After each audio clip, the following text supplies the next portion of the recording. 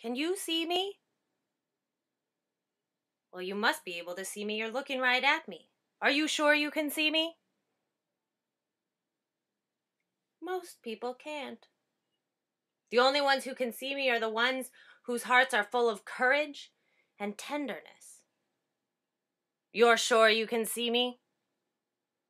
Well, all right. Come on in. Yes, sit down, anywhere you want. Oh, watch out for the pot. Yes, it's full of boiling hot liquid. Watch out for that. Oh, you like my flowers? Thank you. They came from just over there. Yes, sit down. Well, now that you're here, well, would you like to hear a story? Okay. Well, first, I think I'd like to tell you about my mother. Would you like to hear about my mother? Now, you see, my mother wasn't born a giant woman's, but she became a giant woman's, like me. Would you like to hear how my mother became a giant woman's? Oh, my name is Belda, by the way. Belda. My mother's name was Minda McGonagall.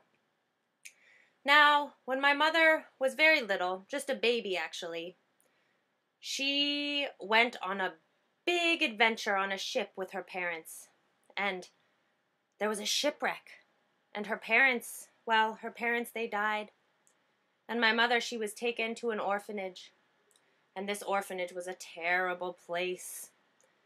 The woman who ran the orphanage was a terrible woman, and all the kids at the orphanage, they were very mean to my mother, and they were always saying things to her like, "Why are you so weird? Stop being so strange. Why can't you just be normal? Why can't you just be more like us?" Ugh. And so one night, I think my mother was probably around 6 years old. She was eating dinner, and she dipped her spoon into the porridge. The same thing she had for dinner every night, this gray glop. She gathered some in her spoon and tipped over her spoon and watched the gray glop slop into her bowl. And she said to herself, quietly in her mind, no one else heard, she said, "I'm gonna get out of here." And that night she packed up what few things she had and she left the orphanage. Now, this orphanage was just over across the marsh. It used to be there. It's not there anymore. Just over across the marsh over there. And she left in the middle of the night, and she ran across the meadow, and she crossed the marsh. And back then, there wasn't a bridge that went across the marsh, so she waded through the cattails and the muck and the moss, and she made it to the other side. And when she got to the other side, she entered a dark and beautiful forest. And when she entered the forest, she heard singing. And the singing wasn't exactly like the flute-like singing of the hermit thrush. It was a little bit more raw. It sounded kind of terrible, but also very beautiful. She heard this terribly beautiful singing, and she followed it. She followed it through the woods until she saw a little fire crackling. And she came around the corner, and that's when she saw Welda and Melda, who I call my aunties. Now, Welda and Melda, they were giant women. They were huge. They were like 2 stories tall. And they had big, terrible smiles and big, hairy armpits. And they were singing their terribly beautiful songs. And my mother wasn't afraid. I don't think my mother was afraid of much. And so she inched a little bit closer. And Welda and Melda saw her. And they could see that my mother could see them. And so they knew that her heart must have been full of courage and also full of tenderness. And they took my mother in. And they raised her as their child. And they taught her how to sing their terribly beautiful songs. And they taught her how to stew their spells, how to stew the medicine of the giant Womuns. They taught her all about the forest. And my mother lived with them. She lived with them for almost her whole life. Now, there's another story I would like to tell you. And this is the story of Bunker. Do you know who Bunker is? Have you ever heard of Bunker? You may have seen Bunker, but probably not. When Bunker's around these woods, he likes to stay pretty secret. Would you like to hear about Bunker? Okay. Well, Bunker used to live, on the other edge of the woods in a shack. He lived all alone in a shack on the edge of the woods. And it was very interesting because Bunker was very grouchy, sometimes very angry. It didn't really seem like he had any friends. It didn't seem like he had much family. But for some reason, he could see Welda and Melda. And he would always come around with his grouchy voice and all his anger, and he would Hufflepuff right up to Welda and Melda, and he would say, "Oh, you giant Womuns, one day I'm going to get you to leave here. Do you even own this property? Where's your deed to this property? I have my deed to my shack. If you want to see it, you can come over and see it. I own it. Do you even own this place where you live? Oh, your terrible singing. I hear your terrible singing, and I hear your terrible spells, and one of these days I'm going to get you to leave." And Welda and Melda would, "Okay, Bunker. All right, Bunker. You run along now, Bunker." And maybe sometimes they'd be like, "Rah!" And then Bunker would be like, "Woo!" And eventually he'd leave. But he'd still come by every so often. And whenever Bunker came around, Welda and Melda would tell my mother to hide in the bushes so Bunker wouldn't know that she was there. So one night, Bunker came around and he said, "This time, I'm really going to get you to leave. Tomorrow, I'm bringing the police, and they're bringing a lawyer, and they're going to kick you out. They're going to see that you don't own this property, and you're going to have to go." And Welda and Melda still just did the, "Okay, Bunker, okay. You run along now. Go ahead." Rah! And then Bunker, he would eventually go. And sure enough, the next day, they heard Bunker coming through the forest, and he wasn't alone. He came down the little path, crashed through the brambles a little bit, and he had brought the police with him, and a lawyer. And he came to where Welda and Melda were my aunts, and of course my mother was hiding in the bushes. And Bunker said, See them there? See their pot stewing? See their blankets? See them? They're right there. They live here. They don't even own this place. They're just camping out. There they are." And the police were kind of like, "Well, Mr. Bunker, I'm sorry, but we don't see anyone."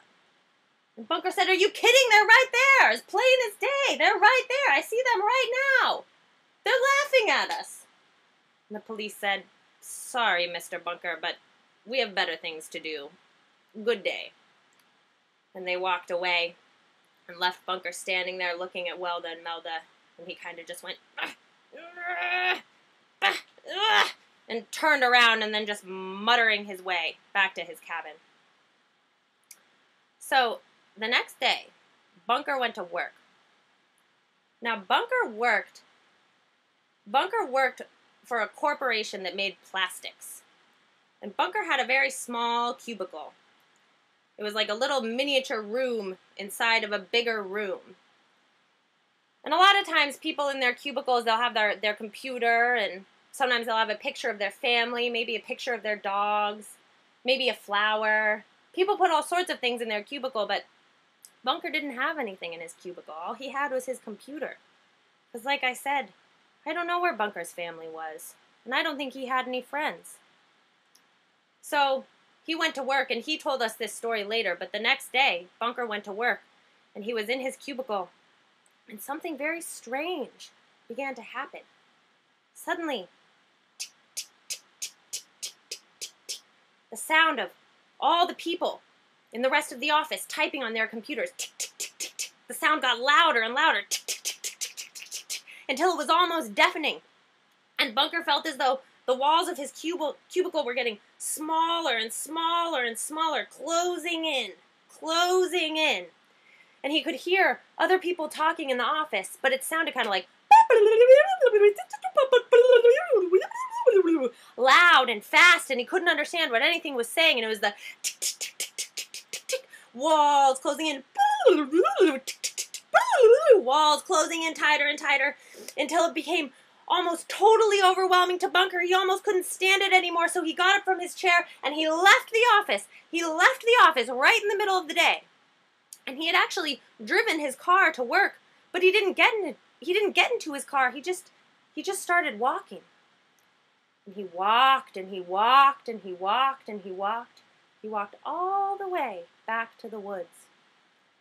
When he got to the woods, he didn't turn toward his own cabin, his own house. He headed toward the shack of the giant Womuns. And as he got closer, Welda and Melda could hear that someone was coming, so they told my mother to go hide in the bushes. And as he got closer, they started to hear a sound. It sounded kind of like...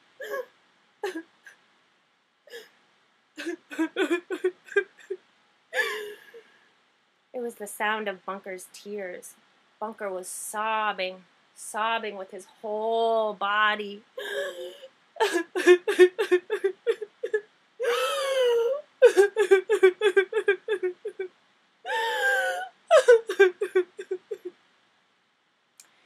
And he came to the entrance of the shack, and he just stood in front of the entrance, crying, sobbing.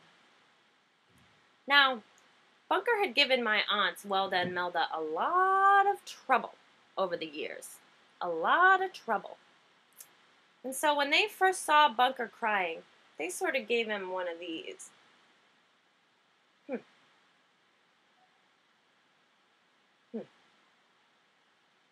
But my mother, she slowly crept out of the bushes, and she slowly walked up to Bunker, and she reached out and she grabbed his hand and held it tight.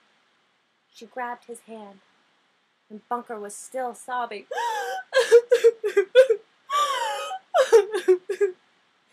But my mother just held Bunker's hand, and she slowly led him into the shack, and she laid out a pillow and a blanket for him to sit on, still holding his hand.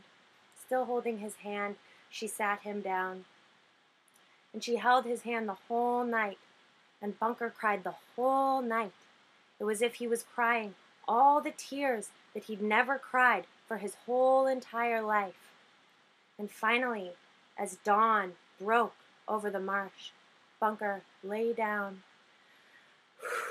and fell asleep, my mother still holding his hand. And from that moment on, I can't say what happened, but he also began to live with Welda and Melda, my aunts. He lived with them, and over time, they also began to teach him their ways. They taught him their spells, and they tried to teach him their terrible songs, and they sort of taught him the ways of the woods, all the different little things that they tended all throughout the forest. And after a couple years, one night my mother said she heard Welda and Melda talking late by the fire. And they were sort of saying, "Are you sure? I mean, who'd have thunk it? I mean, is he really ready? I don't know. I guess I just feel like it's the only choice to make." And finally my mother heard them say, "Yes, tomorrow we will give Bunker the medicine of the giant Womuns." Now, anyone who drinks the medicine of the giant Womuns becomes a giant Womuns. They may not change in size, although some do. Some do. They may not grow any extra hair, although some do. Some do. Outside, they may not appear differently at all, but inside, they've changed. All that's wild in them comes out of its cage. And also, when you drink the medicine of the giant Womuns, you begin to feel the earth. You feel the body of the earth moving inside your own body, and you can't ignore it. The feeling is too strong. This is what happens when you drink the medicine of the giant Womuns. So the next day, my aunts, they called Bunker over to the fire. And now, I should tell you, The medicine of the giant woman's is made from gathering the dew off the violets in spring. And this water, this beautiful violet purple water, is then combined with the tears of giant women's. The tears of giant women's from many generations past, and the tears of giant women's who are alive today. These two liquids are combined to create, and they're stewed over the fire to create the medicine of the giant woman's. Now, before my aunts ever gave someone the medicine of the giant woman's for the first time, they always sang this particular song. Would you like to hear it? Okay, I'll sing it for you. My mother became a giant woman and came to sing and came to sing and came to sing the fearsome songs of love, the spells of giant woman carry the light of stars and move the winds and move the winds and move the winds to weave what can't be seen. Are you a giant woman? I think I see your courage, and you may choose, and you may choose, and you may choose to drink the medicine of tears and violets. Do you dare? Do you dare? Do you dare? Do you think that Bunker dared? He did. So my aunts, they took this, the violet medicine, the dew of the violets, and they took this, the tears of giant women, and they poured them together.